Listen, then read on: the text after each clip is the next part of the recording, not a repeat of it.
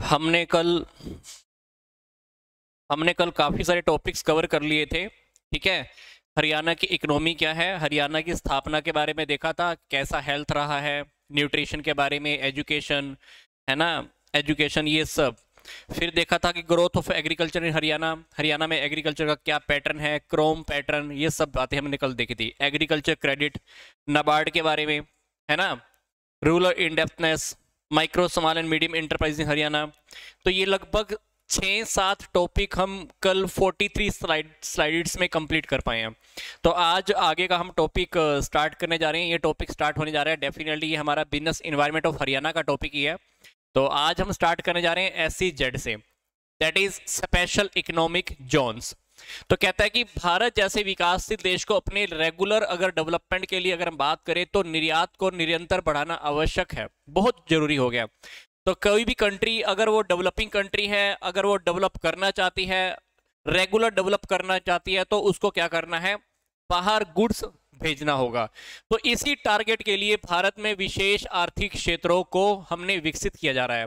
तो निर्यात को मोटिवेट करने के लिए पहले कौन से थे, एक्सपोर्ट प्रोसेसिंग जोन, बोले तो EPZ पहले था EPZ, पर EPZ से भी ज्यादा फैसिलिटीज कहीं ना कहीं गवर्नमेंट ने भी SEZ में दे रखी हैं। कहता है कि परंतु इसकी कुछ कमियां थी, मतलब EPZ में पहले से कुछ कमियां थी, तो ये कमियां अत्यधिक कंट्रोल को लेकर, अस्थिरता आदि के कारण थी।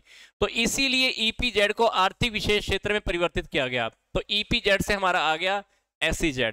तो SEZ के लिए इन्होंने क्या क्या है 2000 में विशेष आर्थिक नीति, बोले तो SEZ पॉलिसी की घोषणा की गई। इसके बाद 2005 में SEZ अधिनियम 2005 हमने पारित किया गया। तो इस एक्ट के जितने भी रूल्स एंड रेगुलेशन है उसके अकॉर्डिंग SEZ को हमने काफी सारी सुविधाएं और काफी सारी रिबेट प्रदान की जाती है, ताकि हम SEZ के अकॉर्डिंग एक्सपोर्ट को और इन्वेस्टमेंट को बढ़ाने में अधिक से अधिक योगदान दे सकें। तो इस टॉपिक में हम डेफिनेटली ऐसी कुछ टॉपिक स्टडी करने वाले हैं।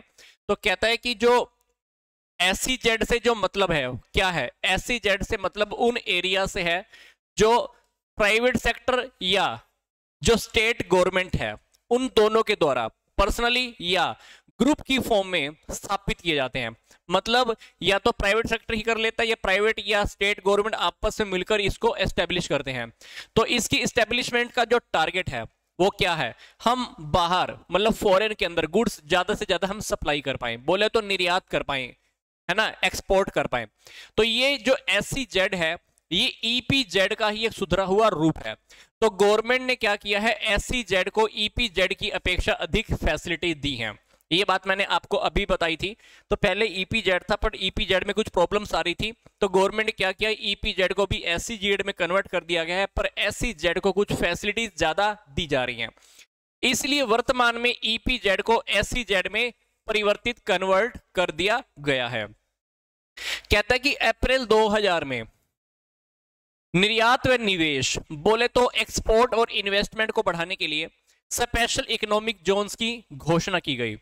यह नीति, यह पॉलिसी आयात निर्यात नीति द्वारा नियमित की जाती थी, परंतु वर्ष 2005 में स्पेशल इकोनॉमिक जोन्स के विकास के ध्यान में रखते हुए भारत सरकार द्वारा विशेष आर्थिक क्षेत्र अधिनियम, बोले तो स्पेशल इकोनॉमिक जोन एक्ट 2005 पारित किया गया और 10 फरवरी 2006 को इसको अप्लाई कर दिया गया। तो जो भी डेट्स मैं आपको बता रहा हूं ये डेट्स बहुत ध्यान से देख लेना, क्योंकि MCQ के पॉइंट ऑफ व्यू से डेट्स भी बहुत इंपॉर्टेंट होती हैं। तो 1 अप्रैल 2010 को SEZ अधिनियम को अधिसूचित किया गया और हरियाणा सरकार द्वारा भी हरियाणा में SEZ के डेवलपमेंट के लिए हरियाणा विशेष आर्थिक क्षेत्र अधिनियम 2005, बोले तो Haryana special economic zone act 2005 हमने इंप्लीमेंट कर दिया। अब बात आती है कि ये जो SEZ एक्ट है 2005 इसके क्या ऑब्जेक्टिव्स हैं। SEZ एक्ट जो है हमारे पास 2005 इसके क्या ऑब्जेक्टिव हैं। पहला ऑब्जेक्टिव, जो नए डोमेस्टिक या फॉरेन की जो भी इंडस्ट्रीज हैं उनको हमने क्या करना है, बढ़ावा देना है, ताकि देश के आर्थिक विकास की जो रेट है उसको हम तेजी से बढ़ा सकें। दूसरा जो उद्देश्य है, दूसरा जो ऑब्जेक्टिव है वो क्या है, हमारी कंट्री के प्रोडक्शन और एक्सपोर्ट को इंक्रीज करना। तीसरा जो ऑब्जेक्टिव है वो है हमारा फॉरेन इन्वेस्टमेंट को इंक्रीज करना। चौथा ऑब्जेक्टिव क्या है, जो नई इंडस्ट्रीज हैं उनकी एस्टेब्लिश के द्वारा हम क्या करेंगे, नए नए इंप्लॉयमेंट की फैसिलिटीज को या इंप्लॉयमेंट की अपॉर्चुनिटीज के अंदर इंक्रीज करने वाले हैं। मतलब जब जब हम नई इंडस्ट्रीज लगाएंगे, नई नई फैक्ट्रीज लगाएंगे, तो डेफिनेटली लोगों को अपॉर्चुनिटीज मिलने वाली है नौकरियों की। फिर इंफ्रास्ट्रक्चर का डेवलपमेंट करना, हमारी जो इकोनॉमिक एक्टिविटीज हैं उनको इंक्रीज करना। तो ये SEZ एक्ट 2005 है, उसके हमने क्या स्टडी किए हैं, यहाँ पर ऑब्जेक्टिव्स स्टडी किए हैं।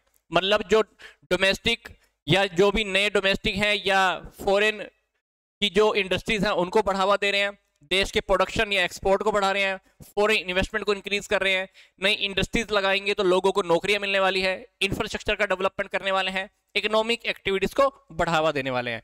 ये SEZ एक्ट 2005 के क्या हैं ऑब्जेक्टिव्स।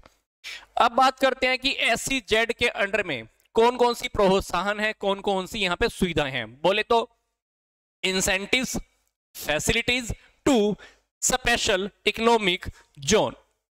पहली बात, विशेष आर्थिक क्षेत्रों में स्थापित जो भी हमारी बिजनेस यूनिट है उनको कौन कौन से इंसेंटिव या फैसिलिटीज हैं। पहली बात, कंसेशन इन टैक्सेस। तो SEZ में जितनी भी हम एस्टेब्लिश करेंगे बिजनेस यूनिट को, उनको टैक्सेस के अंदर हमने कुछ डिस्काउंट दिए हैं। जैसे पहले के 5 सालों में एक्सपोर्ट की इनकम पर 100% इनकम टैक्स से मुक्ति। अगले 5 सालों पर जो भी एक्सपोर्ट करेंगे उससे हुई इनकम पर 50% इनकम टैक्स से मुक्ति। और अगले 5 सालों में अगर हम दोबारा कोई री इन्वेस्टमेंट करते हैं और उस री इन्वेस्टमेंट से अगर हमारा कोई एक्सपोर्ट करने से प्रॉफिट होता है तो प्रॉफिट करने पर 50% पर हमारी इनकम टैक्स से मुक्ति होने वाली है। तो कहता है कि ये फैसिलिटी केवल उन्हीं बिजनेस यूनिट को ही मिलने वाली है जिनका एस्टेब्लिशमेंट कब हुआ हो, 31 मार्च 2014 या इससे पहले हुआ हो। ये था पहला पॉइंट, पहले पॉइंट के अंदर भी पहला पॉइंट। दूसरा पॉइंट, SEZ में स्थापित व्यवसायिक इकाइयों को रॉ मटेरियल व पूंजीगत वस्तुओं के आयात व सीमा शुल्क में छूट। मतलब जब हम उनको लेकर आएंगे, हमको कुछ मशीनरी चाहिए, कुछ कैपिटल आइटम चाहिए, अगर उनको लेकर आते हैं तो उसके ऊपर जो कस्टम ड्यूटी है तो उसके ऊपर भी डिस्काउंट मिलने वाला है।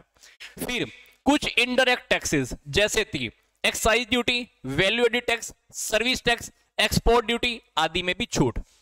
मिनिमम अल्टरनेटिव टैक्स में भी छूट। फिर फर्स्ट पॉइंट हमने स्टडी कर लिया। फर्स्ट पॉइंट के बाद है हमारा अभी सेकंड पॉइंट, SEZ में जितनी भी व्यवसायिक इकाइयां हैं एक वर्ष में 500 मिलियन US$ के विदेशी कमर्शियल पेपर ऋण प्राप्त करने की उनको अनुमति है। SEZ में जितनी भी निर्माणी इकाइयां हैं उनको स्वचालित रूप से 100% फॉरेन डायरेक्ट इन्वेस्टमेंट की अनुमति है। SEZ में जितनी भी बिजनेस की यूनिट है किसी भी समय विदेशों से निर्यात राशि लाने की अनुमति, और SEZ से बाहर स्थापित व्यवसायिक इकाइयों के लिए निर्यात राशि अर्जित करने के 6 महीने के भीतर भारत में लाने की समय सीमा निश्चित है। पांचवी बात, SEZ यूनिट्स को स्वतंत्र हस्तांतरण व विक्रय की अनुमति। अगर आप इसको ट्रांसफर करना चाहते हो, सेल करना चाहते हो, कर सकते हो। SEZ में जितने भी बिजनेस यूनिट हैं उनकी एस्टेब्लिशमेंट और उनकी ऑपरेट करने की जितनी भी औपचारिकताएं हैं वो सिंपल कर दिया गया है। फिर जितनी भी बिजनेस यूनिट इसके अंदर होंगी उसमें जो लेबर एक्ट हैं वो फैक्ट्री एक्ट, लेबर एक्ट या डिस्प्यूट एक्ट, उन सब से उनको मुक्ति दी गई है। फिर है हमारे पास second point, point number 2 Roman में दिया हुआ है, विशेष आर्थिक क्षेत्रों में स्थापकों के लिए प्रोत्साहन या सुविधाएं। जैसे इनकम टैक्स एक्ट की धारा 80IB के अकॉर्डिंग SEZ में जितनी भी बिजनेस यूनिट हैं उनको स्थापित करने से 10 सालों के भीतर होने वाले लाभ पर इनकम टैक्स से मुक्ति।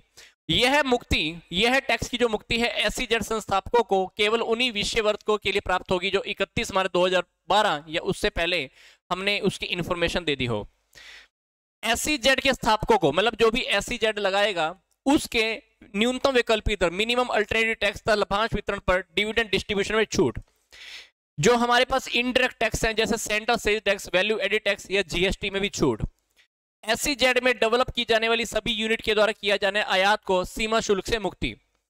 SEZ डेवलप करने के लिए की गई जितनी भी एक्टिविटी है उन पर एक्साइज ड्यूटी तथा कस्टम ड्यूटी में उनको भी छूट दी गई है।